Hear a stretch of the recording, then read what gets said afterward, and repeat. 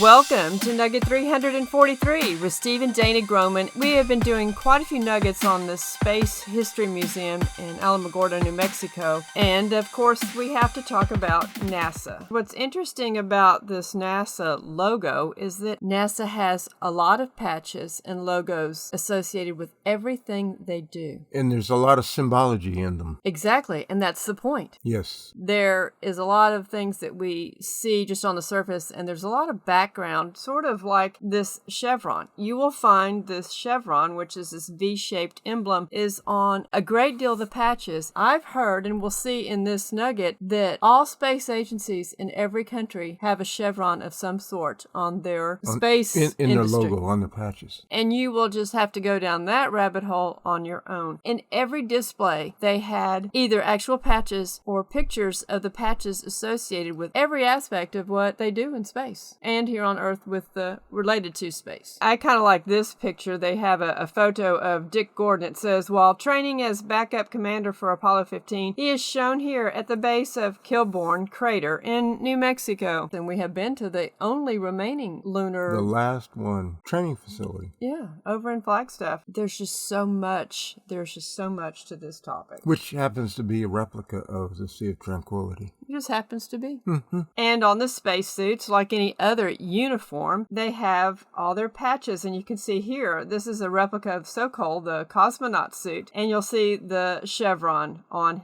this Russian cosmonaut's suit. And according to Webster's Dictionary, a chevron is a V-shaped bar on the sleeve of a uniform showing rank. So that's sort of the official definition of it, but there is a lot more to that topic. You like talking about this one, don't you? Well, I do. They look very similar, don't they? Well, you want to tell them what they are? Well, yeah, one is, like it says, the United States Space Force. In their official insignia, that's what it looks like. The other one is Starfleet Command, which happens to be, well, Buzz Lightyear. And that's to infinity and beyond. And Disney and NASA. And that's what we've mentioned before when we were talking about Wernher von Braun in one of the previous nuggets. The connection between NASA and Disney is not something that we're putting together. It's obvious. It's obvious. They've been intertwined for decades. So why would we think that Space Force and Buzz Lightyear's Starfleet Command wouldn't have a lot in common? Even the uniforms, the spacesuits. Look at the Z1 spacesuit prototype and old Buzz's outfit. You see any similarities?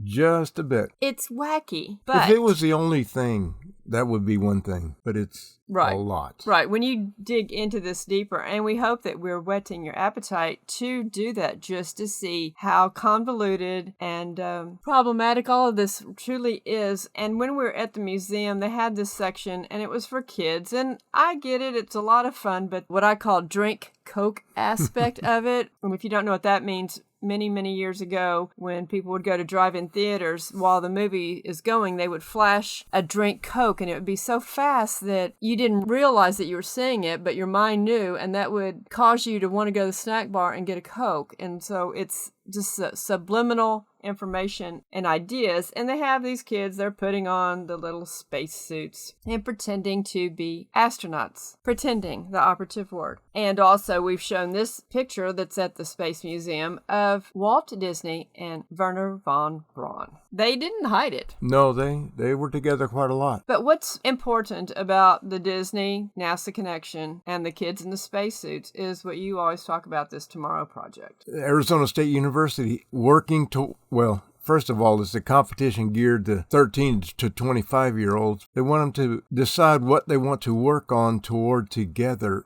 for the future. Well, it even says at the top of this website page, Center for Science and the Imagination. And we have repeated this. And that's what they advertise in the Tomorrow Project, is to submit your essays and your science fiction stories. It's the future, powered by fiction. Yeah, exactly. And it's been doing that for decades. Right. They have this other section on this website page. Science fiction anthology explores biological environmental visions of the future. Imagine a world devoid of animal life except for humans, or a future where medical advances enable people to live for hundreds upon hundreds of years. Well, the Lord started out this earth like that. That's exactly right. Because of sin and the flood, we don't live hundreds of years any longer. But it's just truly sad because parents do not pay attention to what is going into their children's minds. They certainly should. At that museum, we saw this. It said, Von Braun, creating the foundation for man's first steps into space. And remember, he was part of the Nazi scientists that came over after World War II. And then also here are more pictures of Disney and Wernher von Braun together, just showing that these guys were in cahoots, could you say?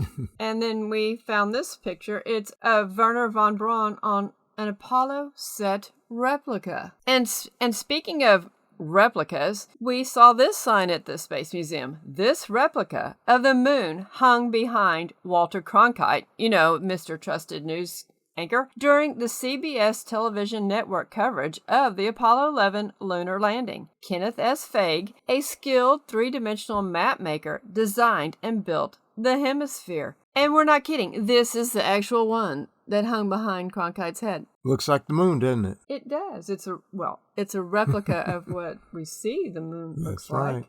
To the left of this picture of Cronkite, they have the evac chair, and it's how handicapped people can evacuate the building, but you see the Chevron. It is just everywhere. It is. It's subliminally everywhere. Drink Coke. I was hoping that we could wrap this up in this nugget, but I see that we're not going to be able to cover all the topics that we wanted to, so we will be having one more nugget in this series and continuing on with our thought here. I do want to encourage you to go back to nuggets 337, 338, 339, 340, 341, and the last one was nugget 342 when we talked about ham. If you appreciate our content, tell others and repost on your social platforms. Thank you.